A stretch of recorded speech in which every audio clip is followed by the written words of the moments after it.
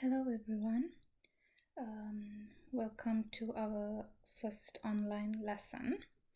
I hope you're all safe in your places, taking care of yourselves and then your families. And so this is how the rest of the semester is going to look like. And I want you to try your best to adjust to this new change as soon as possible. Then you would not be falling behind, because we used to meet regularly, weekly basis. We see each other, we have questions we ask in class directly, but that's going to change from Monday onwards. So make sure that you follow the lessons that I post on D12. So I'm posting videos on Monday and Wednesday. So you are required to watch the video that I post on Monday on the same day and then make your notes. So you already have your notebooks that you have been using for the course. So complete that note like you would do in class by watching this lesson. And then when you are doing that, if you run into any questions, just mark them down, write them down, and then the next day. So if I'm posting, so this video, chapter 8, will be available to you on Monday, and then the next day, Tuesday, 2 to 3, I'm going to host my virtual office hours, so you can log into MS Teams and ask me any questions that you had about this lesson. Okay, so when I post a video on Monday, please don't wait until next Monday to watch it. That means you're falling behind, right? So don't make that happen. Try to have a time slot on Monday for you to go through this lesson. Okay, so my usual plan is to create 2 videos. One is for the lesson, the other one is for the practice. So you go through the lesson first, try to understand things, try to understand how Megastat works and all, and then use that knowledge and then watch. Maybe you can try the worksheet on your own first, and then watch the practice video. Okay, right. And at the same time, I just wanted to let you know that so many things are changing. So if you ever feel like you need some help, not just about the course, any help that you need in this crisis situation, please reach out. We are always here to help you out with any crisis that you're going through. So even if I can't help you with the situation you're going through, I will make sure that I direct you to somebody who can. So reach out, don't disconnect, because that is the most scary part for me, going remotely, because that connection I had with you guys is going to change, right? It's not going to be the same anymore. So please don't disconnect. Communicate with me, give me updates, let me know how things are going, and that way we can keep that connection going until the end of the semester. Okay, right. So let's begin our lesson, chapter 8. So chapter 8 is about confidence intervals. Well, from chapter 8 onwards, now we are shifting from probability. We have been doing probability for so long, right? So starting from chapter 4, we have been working on probability over and over and over. So now we are going to deviate from that.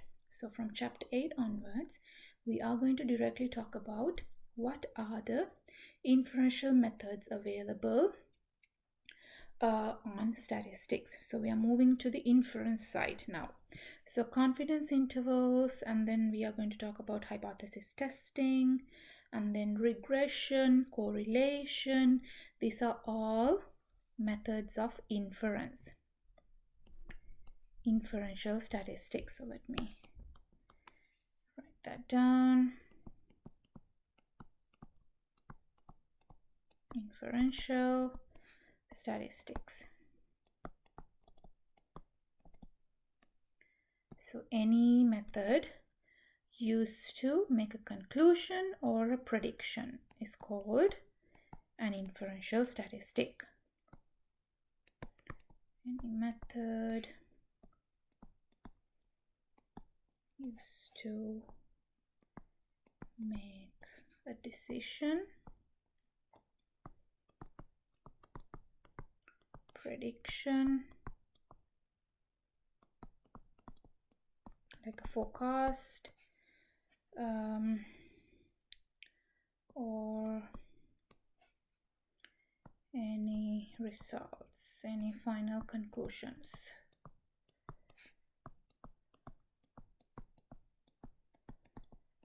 Is called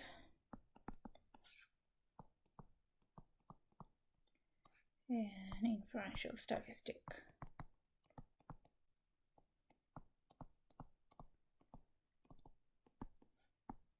So, confidence interval is the very first method that we are going to discuss under inferential statistics. So, confidence intervals is one of the methods, and there's so many. We are only going to discuss few in this course, but there are so many other inferential methods. And then we are going to talk about hypothesis testing,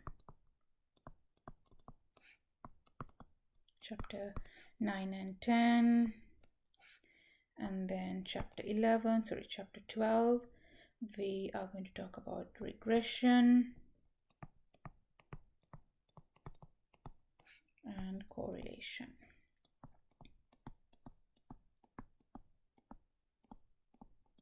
Okay, right. So once again, think about what we are going to do.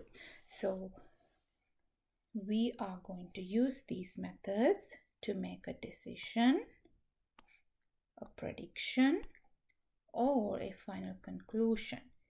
About what? About the population. Because once again, we are going back to that same scenario. We have a population, and since we can study the entire population, we use a sample. So using our sample results like sample mean, sample standard deviation, sample size, using those information, we are trying to estimate something about the population. So it can be we are trying to estimate the population mean using the sample mean, or we are trying to estimate the population standard deviation, or any other information about the population. So all these decisions, predictions, conclusions, they are all about population. So these methods are going to help us do that. So these three methods are going to use the sample information and then help us make a conclusion about the population. Okay, so confidence intervals is the simplest method, and in the word it says interval, right? So in confidence intervals, what we are doing is we are building an interval estimation for a parameter. So a parameter, what is a parameter? We should know what that. Parameter is any unknown value of the population.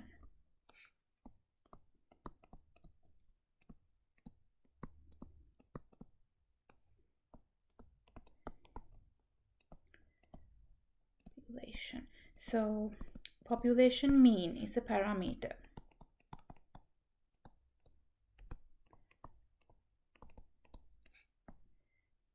Because population mean is usually unknown, mu. Right, so in confidence intervals, we are going to focus on how do we estimate population mean. And population proportion is a parameter.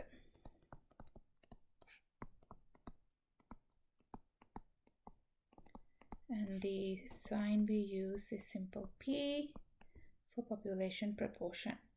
So in this chapter, when building confidence intervals, we are going to focus on how to estimate population mean, how to estimate population proportion using a sample.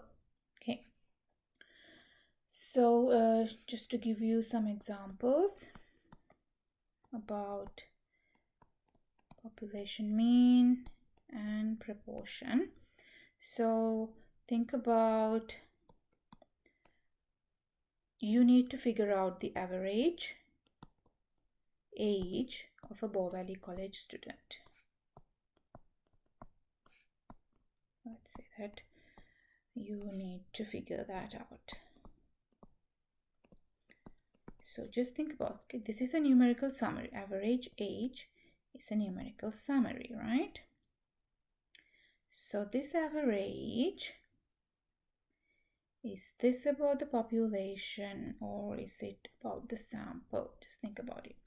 So if you want to calculate the average age of a BVC student, one way is that you have to contact all students currently enrolled and then get their ages, add them all, divide by the population size, you get the average age of a BVC student. So hence this number is about all students, right? So average age in this case is population mean.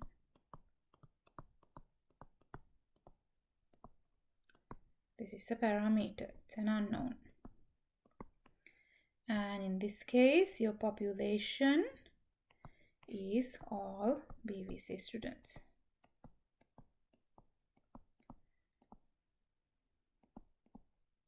So this seems like a very time-consuming thing, right?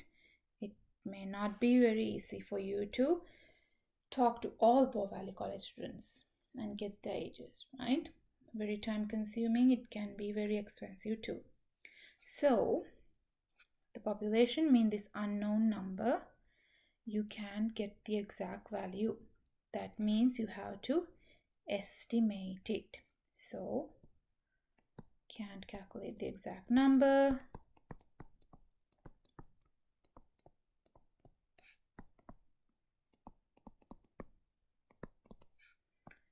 Value. So have to estimate. Estimate, approximate. Okay. So there comes the idea of confidence intervals. So if you want to estimate the population mean, you can use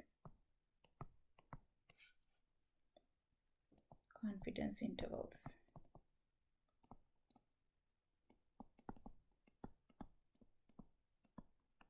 Okay, that's how the process goes. So if I give you an example of population proportion. So let's say I need to figure out the proportion of smokers in let's say Calgary.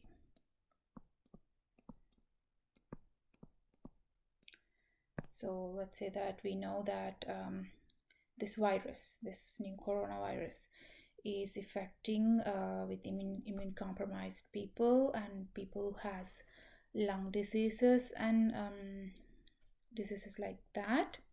So it's very risky. If you're a smoker, your lungs are not good. Your lungs are not definitely immune to this virus. So you need to figure out what proportion of smokers are in Calgary, so you can determine the risk levels. So if you want to do this proportion, so this is the numerical value we're going to calculate, proportion. Okay, so out of all Calgarians, how many of them are smokers? You need those two information to get this proportion done, right? So that means you need to in contact with all Calgarians. If you can contact all Calgarians, you can calculate the exact value. Otherwise, you can't. So it's pretty obvious that this is something it's either very time consuming, very expensive, so it's really difficult for you to get the exact number. So this is your population proportion.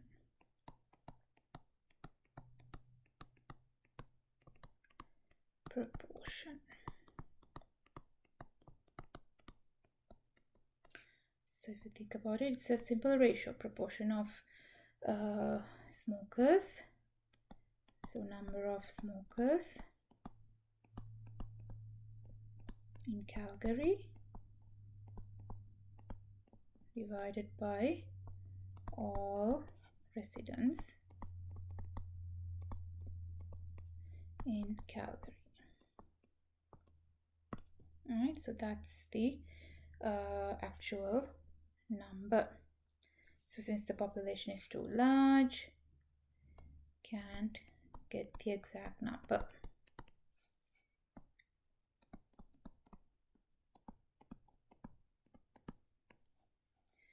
Hence, have to estimate.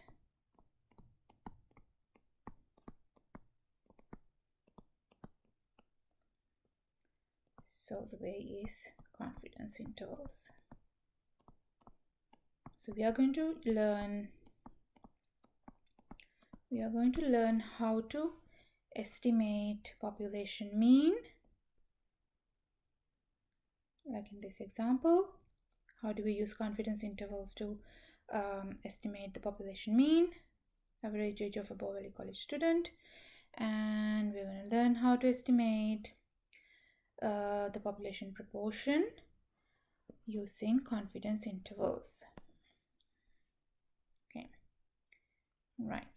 So confidence intervals, I'm not going into too much calculations or how it was built.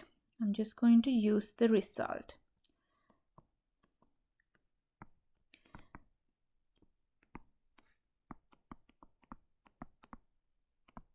So in simple words, confidence interval is a combination of two things: a point estimate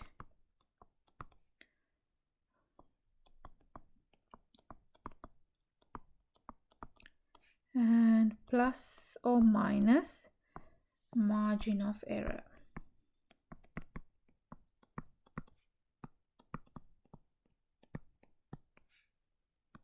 Okay, so what that means, if I draw this on a real line, so you have a point estimate.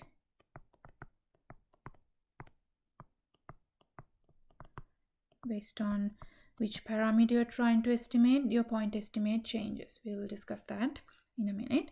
And then you add a value called this margin of error and subtract.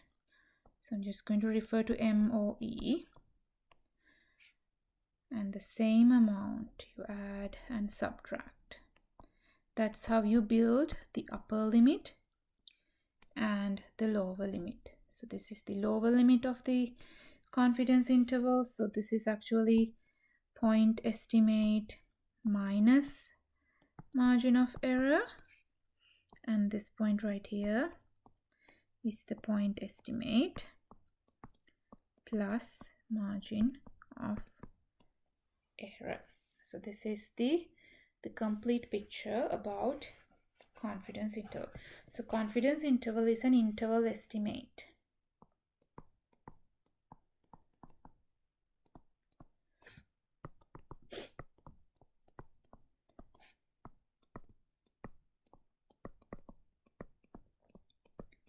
Interval estimate.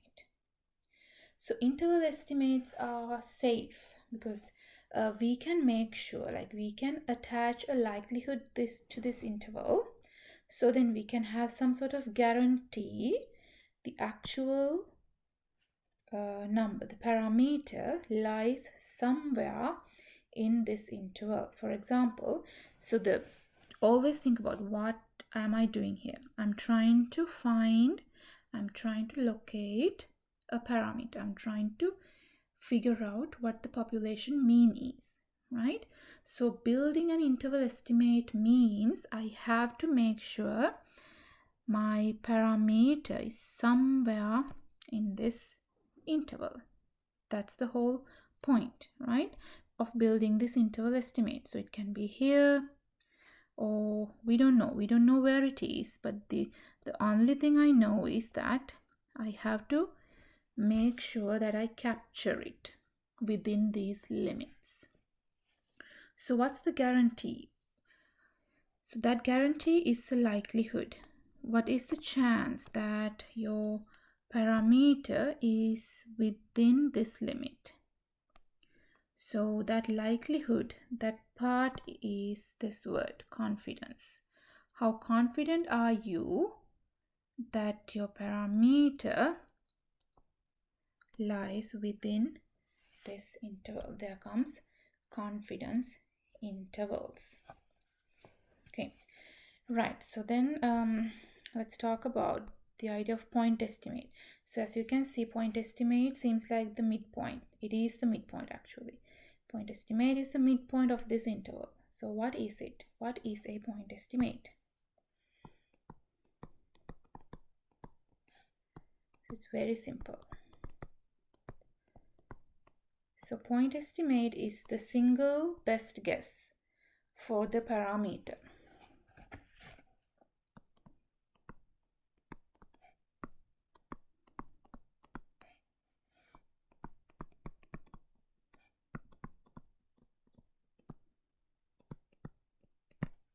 Okay, and if you think about, let's say that you are estimating the population mean. So if you want to estimate the population mean,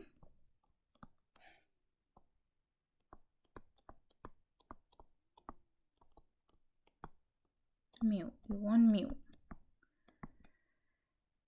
In order to estimate the population mean, you have your population and then you have a sample. Because population is too large, you gather data and then you calculate the sample mean x bar, right? So this is your best guess. This is your best guess for the population mean. So point estimate of the population mean is simply the sample mean. So sample mean is the closest or the best guess you have.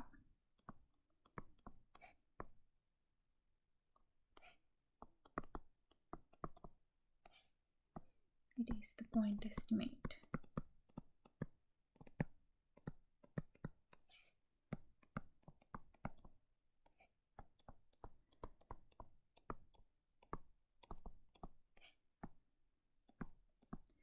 So similarly, for any parameter, if you're building a confidence interval for any parameter, the point estimate is the relevant sample value. So if you're building a confidence interval for proportion, population proportion, point estimate is the sample proportion. So sample proportion.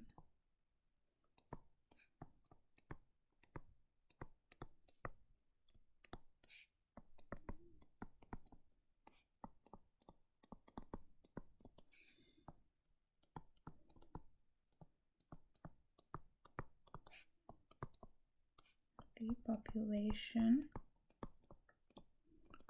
proportion. Okay, so once again, this is the unknown. Population mean is the unknown. Unknown, and this is what we want to estimate. And this is the known value.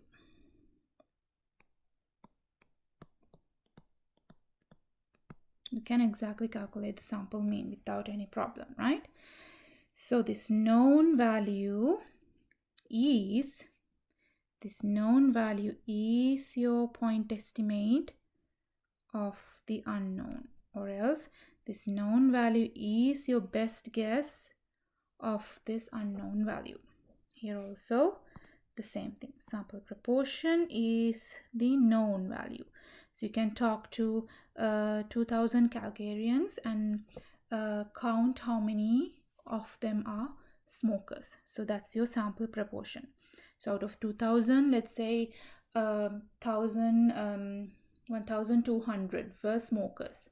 So 1200 over 2000, that's your sample proportion of smokers, right? So that's known, that's exact. And the population proportion, you don't know that. You don't know how many Calgarians are in here. You don't know how many of them are smokers. So this is your unknown. But that is what you actually want. For the purpose of this study, that's what you need. But that's what you don't have. So the known value, sample proportion, is your best guess for the unknown. Hence, it is called point estimate. Okay, so then you can see confidence interval, C.I. I use that for confidence intervals. So if you want to estimate population mean, confidence interval for mu, your point estimate is sample mean. Sample mean plus or minus margin of error.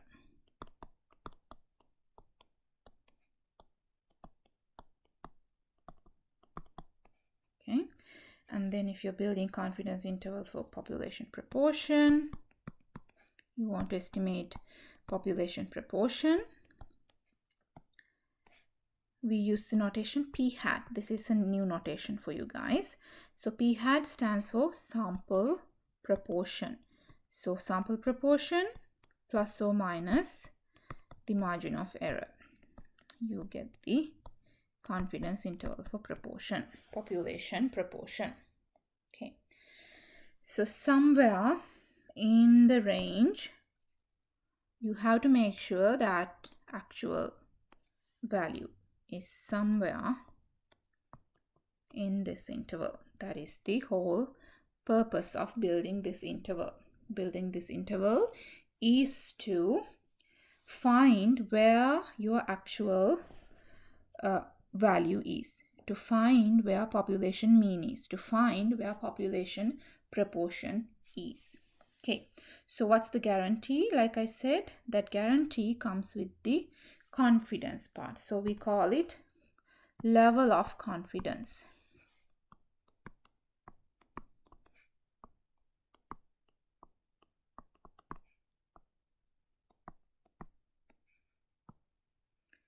So level of confidence means what's the chance, what's the likelihood that your parameter is within the confidence limits. So the likelihood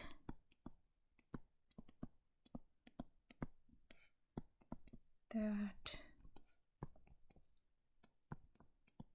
the parameter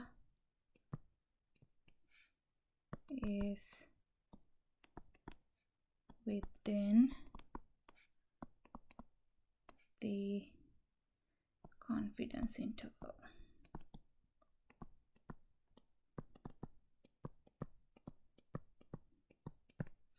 Because if you just find a confidence interval, this is your confidence interval, and the parameter is here, there's no point, right? There's no point of building this confidence interval. You have to make sure you build this interval so then the actual parameter is somewhere, we don't know where exactly, but somewhere within the limits. So that guarantee, that level of guarantee is called level of confidence. So for example, in confidence intervals, when you build confidence intervals, you need to decide what guarantee that I'm going to provide along with my interval. So we do have some commonly used levels.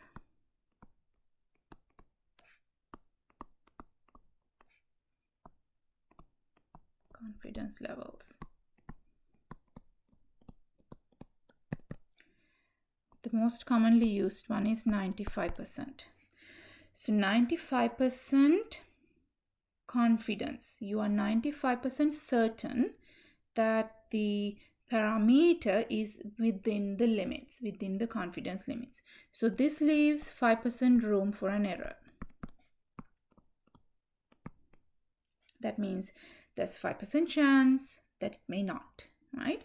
So basically what it means, if I draw a diagram, if you build, like if you gather 100 different samples of a given size and you build confidence intervals using those samples. So let's just, for the sake of argument, we'll assume this is where the actual population mean is. Okay, so 95% of the samples will be able to capture it. So one could be like this, one could be here, another. So this is, let's say, confidence interval you built using sample 1. This is confidence interval using sample 2. So and so. Sample 3. So in all those, you manage to capture the population mean. So 95% means there can be 5% of the times, there can be cases like this. You build it, but unfortunately, population mean is not inside the interval, it's outside. It's outside here as well, right? So there's a 5% chance that you may not get it right. But 95% is a very high number, very high likelihood, right? So 95% is the most commonly used one, and people use 90% confidence, and sometimes use 98% and 99% as well. So what happens is that increasing the confidence in level. So 99% means you are 99% sure that your interval contains the parameter, right? So this means what you're basically doing is you are widening the interval. So 90% confidence band is something like this compared to 99%. So the length is shorter because you compromise your confidence level, right? So 90% means there's a 10% chance that you may be making a mistake. So if you're increasing that chance of making a mistake, so that's the compromise you have to make. So if you're not willing to make that compromise, you want to really make sure your interval contains the parameter. So that means you are increasing the level of confidence. In other words, you're compromising your estimate because this is a very long, very wide interval, right? So if you have like a really wide interval, sometimes that may not make sense, right? Because we are trying to capture one single value, but instead you're just giving a really lengthy estimate, which may not make sense in practicality. So you have to find the balance between, am I going to go with a very wider estimation, or am I going to compromise the level of error or level of confidence? So that's why 95 is usually, we find it the best confidence level to use. So 95% confidence means we are 95% sure, confident that the parameter mu or p, mean or proportion parameter, is within the confidence interval.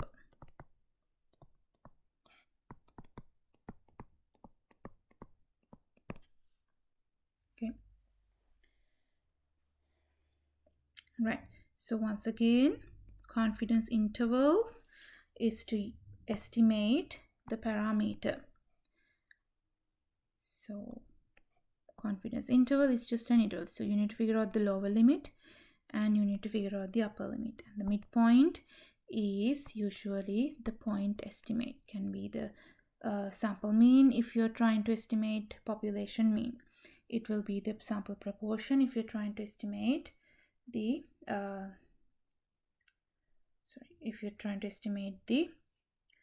population proportion. And then the calculation, we are not going into manual calculations, we are just going to depend on Megastat. So go ahead and open Megastat. You need to go to confidence intervals.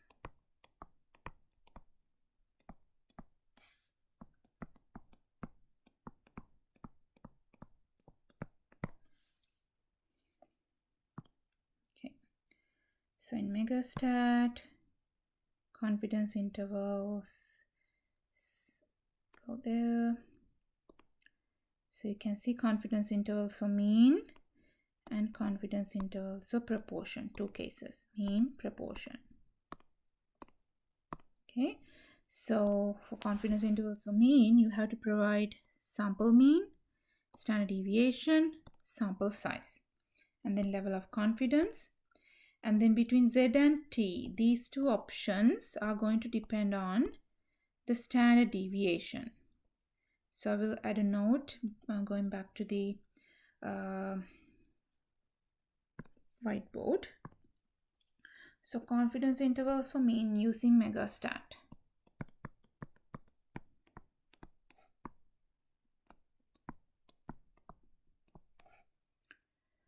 Has two streams. Standard deviation is the deciding factor. So it can be Z or it can be T. Okay, so the way it can be Z or T is based on the standard deviation. So in some studies, you may have the population standard deviation available to you. Even though it's a parameter, sometimes you may have access to population standard deviation. So if that's the case, Z approach. So sigma known. If population standard deviation is given, Z. If sample standard deviation given, that means sigma unknown. Sample standard deviation is given.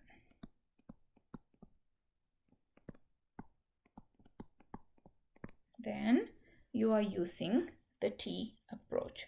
So once again, for confidence intervals for mean, you have to decide whether you're going to use Z or T. Going back to Megastat, confidence intervals mean, deciding Z or T. This choice is based on the standard deviation. Standard deviation. Okay, so if you have the population standard deviation, Z. If you have the sample standard deviation, T. Okay, right. So that's in terms of the lesson. That's all I'm gonna go, because the proportion part, it's really simple to figure out on Megastat. So I want you to go through this lesson as many times as possible for you to understand the idea. And then once you're done, you can go to the next video, the practice part, and then go through the worksheet with me.